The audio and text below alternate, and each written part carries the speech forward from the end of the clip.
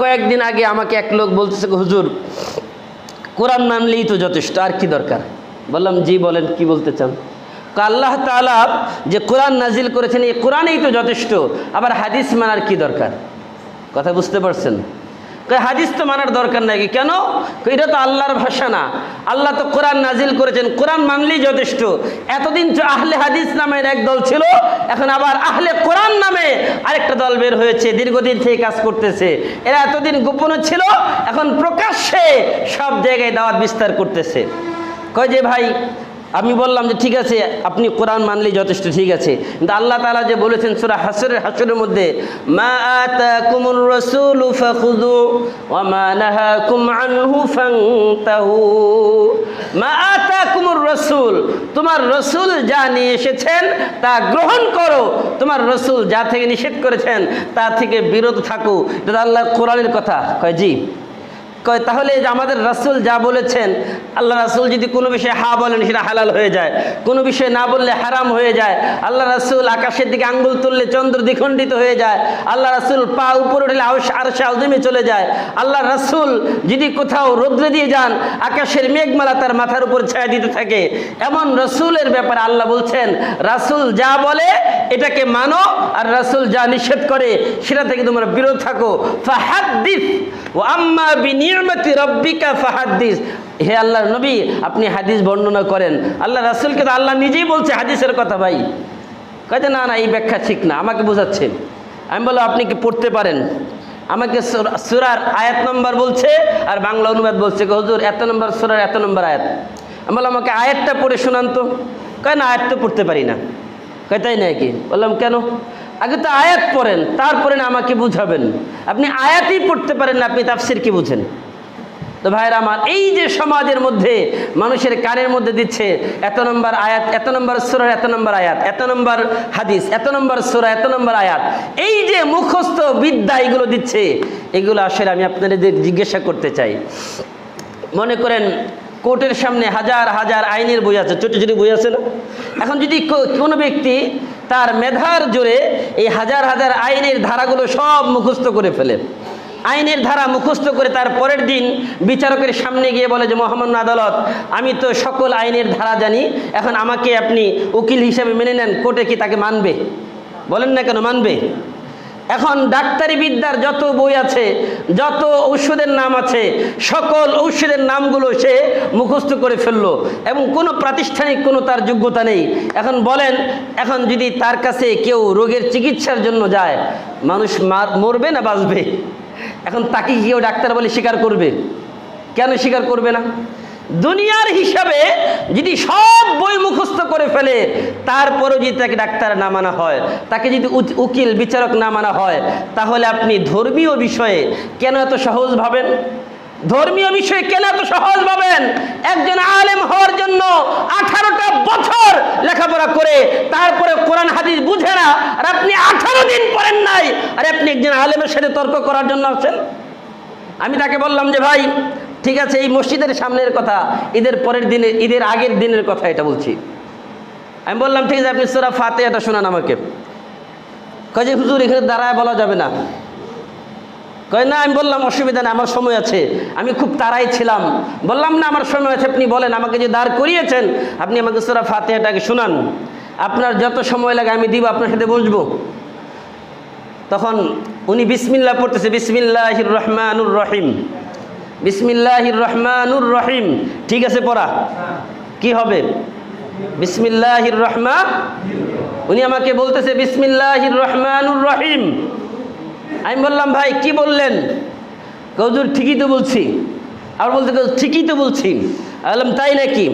কয় হ্যাঁ। আমি বললাম আরেকবার পড়েন। 3 বার পড়ানোর পরেও বুঝে না কি বলতেছে।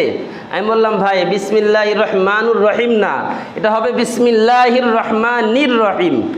ও আচ্ছা আচ্ছা। আমি বললাম ঠিক আছে, সূরা ফাতিহাটা শোনান। তিনি পরে আলহামদুলিল্লাহি রাব্বিল আলামিন, আল আলামিন, আল আলামিন পড়তেছেন। আমি বললাম ভাই আল আমিন অর্থ কি জানেন? আলামিন আর আলামিন অর্থ কি জানেন আপনি? আলামিন অর্থ হচ্ছে বহু বছর, এটা পৃথিবী, সকল 7 আসমান 7 জমিন বোঝায়। আর আলামিন অর্থ বিশ্বাসী। এখন আপনি যদি বলেন আল আমিন, তাহলে অর্থ কি হবে বলেন তো আমাকে? হুজুর এখন ব্যস্ত আছি আমি। কি আছে? ব্যস্ত আছে এখন। আমি বললাম না, দাঁড়ান, বয়সে মুরব্বী, দাড়ি পেকে গেছে। আমি বললাম দাঁড়ান, আপনি আমার সাথে তর্ক করার জন্য আসছেন? বলেন এখন। সূরা ফাতিহা পড়তে পারেন না, আর আপনি আমাকে বুঝান যে অমুক সূরার এত নম্বর আয়াতে এই আছে, অমুক নম্বর সূরার এত নম্বর আয়াতে এই আছে না। ফাজলামি শুরু করছেন। উনি বাহানা দিয়ে পার পেয়ে গেল। এই যে এই মেসেজটা কেন দিচ্ছি আপনার, কেন বললাম কথাটা, এখন আপনাদের আমার কান পর্যন্ত যেহেতু তারা বলার সাহস পেয়েছে, তার মানে আপনাদের কাছে যেতে আর সময় লাগবে না। তারা আপনাদেরকে বুঝাবে যে ভাই এত নম্বর সূরার এত নম্বর আয়াতের মধ্যেই আছে। এই হুজুররা ইসলাম বুঝে না, হুজুররা আলেমরা ইসলাম বুঝে না, তারা দ্বীন বুঝে না, তারা ইসলাম বুঝে না, সুতরাং তাদের কাছে যাওয়া যাবে না।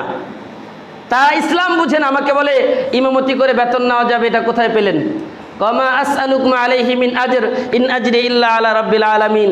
আল্লাহ তাআলা তো সূরা ইয়াসিনের মধ্যে বলছেন যে পারিশ্রমিক নেওয়া যাবে না। আমি বললাম এটা তো সাহাবায়ে কেরামের যুগে আছে। কোথায় আছে বলেন?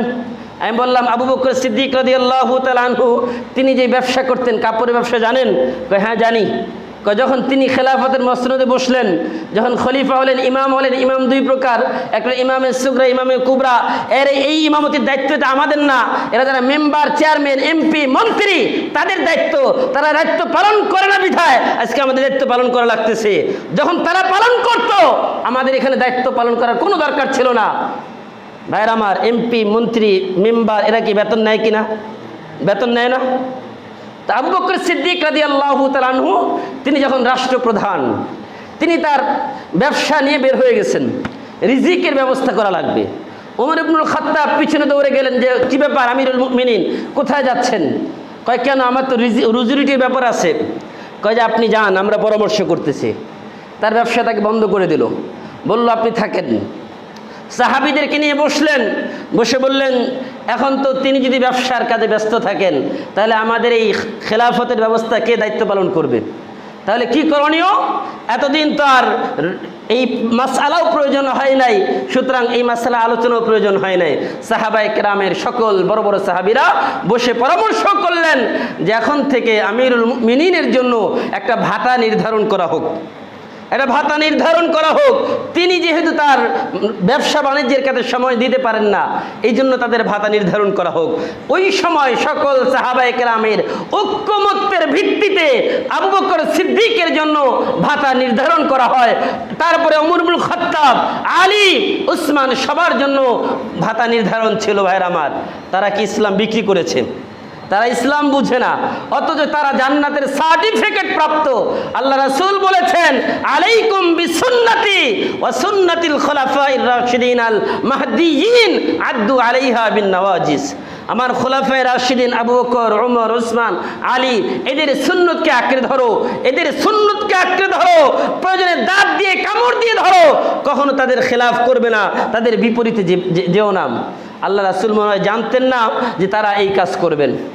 ওমর ইবনে খাত্তাবের উপর আল্লাহ রাসূল বলেছেন যে ওমর, আমার পরে যদি কেউ নবী হতো সেটা হতো ওমর। আলীর ব্যাপারে বলেছেন আমি হচ্ছি এলেমের শহর, আর সেই শহরের গেট হচ্ছে আলী। উসমানের ব্যাপারে বলেছেন জিন্নুরাইন, তার কাছে নিজের দুই মেয়েকে বিয়ে দিয়েছেন। আল্লাহ রাসূল বলেছেন যদি আমার আরো কোনো মেয়ে থাকতো তারপরেও আমি উসমানের কাছে আমার ওই মেয়েটাকে বিয়ে দিতাম। সুবহানাল্লাহ। এমন ব্যক্তি ছিলেন, তারা দুনিয়ার মধ্যে জান্নাতের সার্টিফিকেট প্রাপ্ত ছিলেন। তারা ভাতা নিয়েছে, সম্মানী ভাতা। এখন যখন এই কথা বললাম তখন মুখ বন্ধ হয়ে গেছে। কোরআনের ব্যাখ্যা বোঝার জন্য 18-20 বছর শেষ করে দিলাম, এখনো লেখাপড়া করি, তাও বুঝি না সব। আর আপনারা 18 দিন পড়েন নাই, সব বুঝে গেছেন। চাকরিতে রিটায়ার হয়েছে, কোরআনের ব্যাখ্যাকারক হয়ে গেছে। এখন চাকরি থেকে রিটায়ার হয়ে গেছে, হাদিসের মুহাদ্দিস হয়ে গেছে। এখন চাকরি থেকে রিটায়ার হয়েছে, ঘরে কোনো দাম নাই, মসজিদেও দাম নাই, সমাজেও দাম নাই। যেখানে সরকার তাকে রিটায়ার প্রাপ্ত ঘোষণা করেছে, তার মানে সে আর চলে না সমাজে, তার মানে সে চাকরি, তার বয়স নাই। যেখানে সব বয়স শেষ, মেধা শূন্য, তখনই সে মসজিদে ঠেলা দেয়, ইমামের পিছনে লাগে। হুজুর এটা করেন না, ঘরে তোর কোনো কাজ নাই, সমাজে কেউ মূল্যায়ন করে না, মসজিদে এসে ইমামদের পিছনে লাগে। মূল্য আছে না নাই? ভাইরা আমার, এদেরকে বলতেছি এত বড় মুহাদ্দিস শাস্তি চাবেন না, এত বড় মুফাসসির হয়েন না।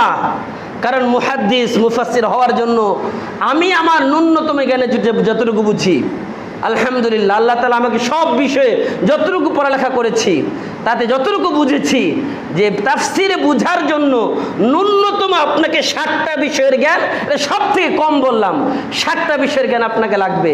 আপনার সরফ লাগবে, বালাগাত লাগবে, মান্তেক লাগবে, আপনার নাহু সরফ লাগবে, আপনার ইলমুল বয়ান লাগবে, ইলমুল মাআনি, ইলমুল বদি, এগুলো পরিভাষাই তো জানেন না, আপনি কোরআন বুঝে গেলেন।